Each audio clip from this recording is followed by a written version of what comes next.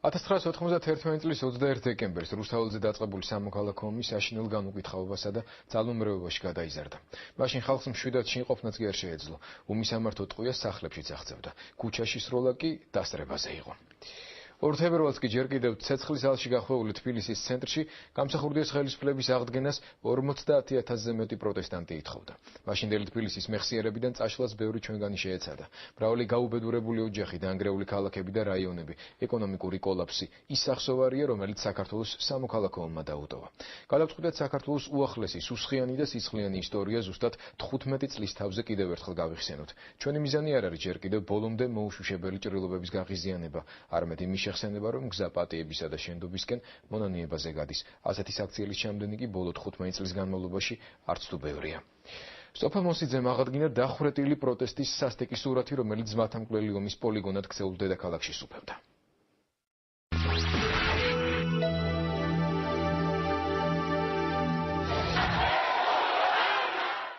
მიტინგები საქართველოში უკვე ჩვეულებრივი მოვლენაა. მეგაფონისათვის ხალხს ყურის შეჩვეული აქვს. კარგი კალიგრაფიის მქონენი ტრანსპარანტებს წერენ.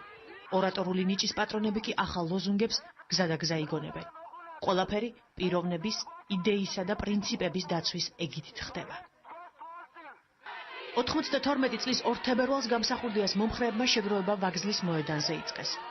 იმ დღეს მომიტინგეთა რაოდენობამ რეკორდულს მიაღწია. დროებითი ხელისუფლების წინააღმდეგ პროტესტს სხვადასხვა მონაცემებით 50,000-ზე მეტი ადამიანი გამოხატავდა. მსვლელობა ვაგზლის მოედნიდან დაიწყო. გადაწყვეტილი იყო გმირთა მოედნის გავლით რუსთაველზე გასვლა და თავისუფლების მოედნიდან კანცელარიასთან მისვლა.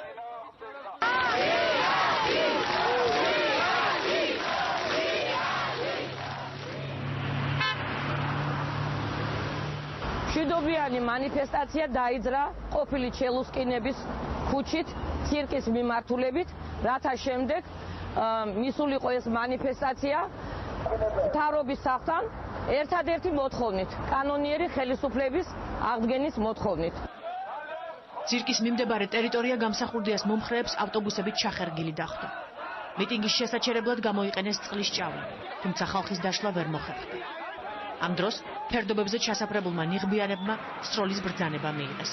12 საათზე და 55 წუთზე პირველი გასროლა გაისმა.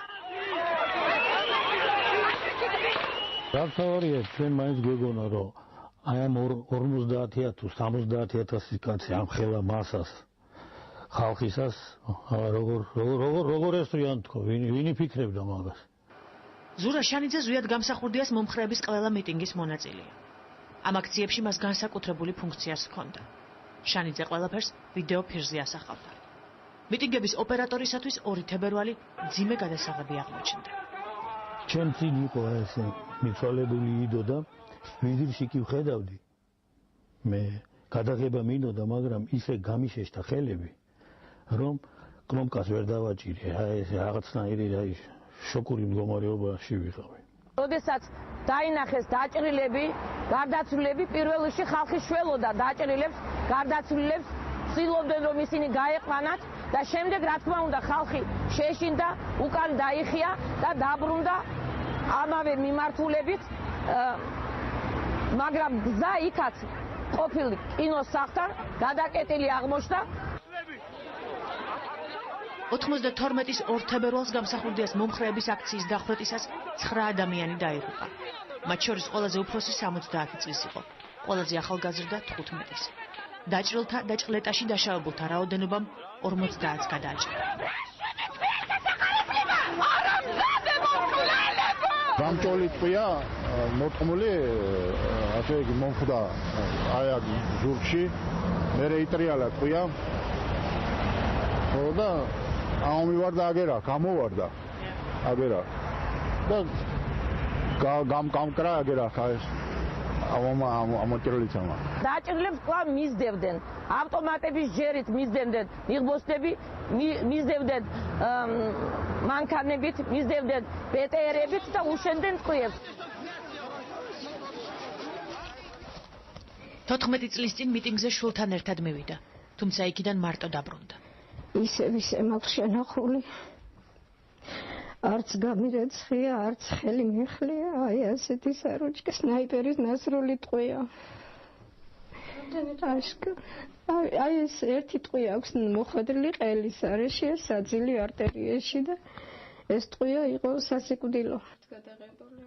მამუკა ტერიშვილი პირველი იყო, ვინც 2 თებერვლის მიტინგზე სასიკვდილოდ დაჭრეს. 17 წლის ბიჭი გამსახურდიას მომხრეების აქციას დროშით მიუძღოდა. შვილი დედამ ფეხსაცმელებით იცნო. მე რო დავინახე, რომ უკვე დაჭრილები გამოყავდათ. გავიქეცი ხან ერთ მხარეს, ვეცი ხან მეორე მხარეს, რომ ვიცოდი რომ ჩემი შვილები იქ იყვნენ და მაინტერესებდა რომ ამ დაჭრილებში ჩემი შვილი არ ყოფილიყო, მაგრამ საუბედუროდ მართლაც რომ ჩემი შვილი შემრჩა ხელში. დღესაც გაუგებარია რისთვის დასჭირდათ ან სნაიპერები და ან ესე იარაღით ამ ხალხის დახოჭა. ესენი ხომ შვიდობიანი მომიტინგეები იყვნენ. მამუკა ტერიშვილის ცხოვრების ბოლო წუთები ფირზეა აღბეჭდილი. მიტინგების ოპერატორის ობიექტივში ის სიკვდილამდე 5 წუთით ადრე მოხვდა. აი მამუკა ტერიშვილი და პირველივე გასროლაზე დაიღუპა.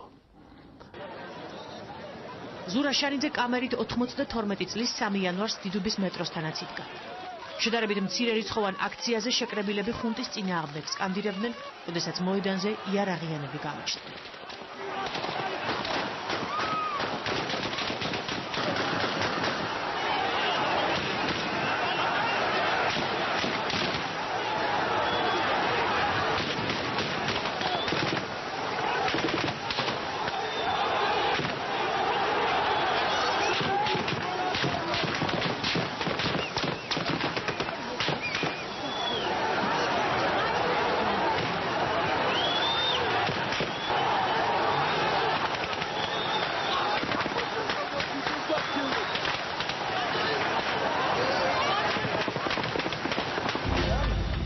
გამსახურდიას გაქცევის შემდეგ ქვეყანას სამხედრო საბჭომ ჩაიბარა, რომელსაც თენგის სიგუა, ჯაბა იოსელიანი და თენგის კიტოვანი ხელმძღვანელობდნენ.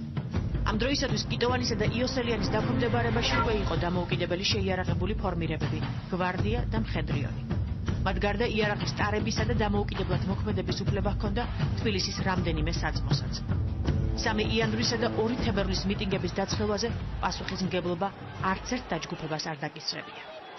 ძალიან სამარცხინო სამწუხარო იყო ის ფაქტი, რომ თავად იმ მიტინგებზე ის ბიჭები, რომლებიც ესვროდნენ, ამათ ზოგი ახლოს იცნობდა, ზოგი რაღაც მეზობელი იყო, ზოგი კლასელი იყო. დრო იყო, როდესაც ისინი ამით ტრაბახობდნენ. და ესენი გაზეთებში აქვს დაწერილი და ეხლა მალავენ, ეხლა აღარ მოსწონთ ის რაც გააკეთეს. 92 წლის 3 იანვარს დიდუბის მეტროსთან დაიღუპა 2 ადამიანი. 8 ცეცხლსასროლი ჭრილობა მიიღო. თბილისში მიტინგების დაწვრილვის შესახებ გვიან შეიტყობს გროზნოში მყოფი ზვიად გამსახურდია. საქართველოში დაგვიანებით ჩამოვა ექს-პრეზიდენტის სამძიმრის წერილიც. ისინი იყვნენ საქართველოსთვის თავდადებულები, პრეზიდენტის ერთგული ადამიანები, რაც არაპატიეს ქვეყნის უბოროტეს მომტრებმა. ვიზიარებ თქვენს მწუხარებას, თქვენთან ერთად ვგლოვობ უდროოდ დაღუპულებს. საქართველოს რესპუბლიკის პრეზიდენტი ზვიად გამსახურდია. 1992 წელი, გროზნო. რაც შეეხება ბატონ ზვიად გამსახურდიას, რა თქმა უნდა, იყო მიმოსვლა, ჩადიოდნენ მასთან, იყო კავშირიც, მაგრამ ეს ყველაფერი ძალიან რთული იყო. მაშინ არ იყო ეს საშუალებები და ჩვენ საერთოდ რაღაცა ჯგუფი ვიყავით, რომელიც აი შიშველი ხელებით ვებრძოდით ძალიან დიდ დეზინფორმაციულ მანქანას. მედიას 3 იანვრისა და 2 თებერვლის აქციები პრაქტიკულად არ გაუხმაურებია. საზოგადოების დიდ ნაწილს არ შეუტყვია, რომ ორში ცირკთან მშობლების თვალწინ ერთადერთი ვაჟი სისხლისაგან დაიცალა. არც ის გაუგია ვინმეს, როგორ ეძებდნენ 4 დღის განმავლობაში ახლობლები 15 წლის ახალგაზრდას. შემდეგ იმის ცხედარს ერთ-ერთი საავადმყოფოს პროზექტურაში მიაკნეს. 92-ის 2 თებერვალი ზვიადისტებში სერიოზულ შიშს დაკესავს. არც ერთი მომდევნო აქცია აღარ იქნება ასეთივე მასშტაბური.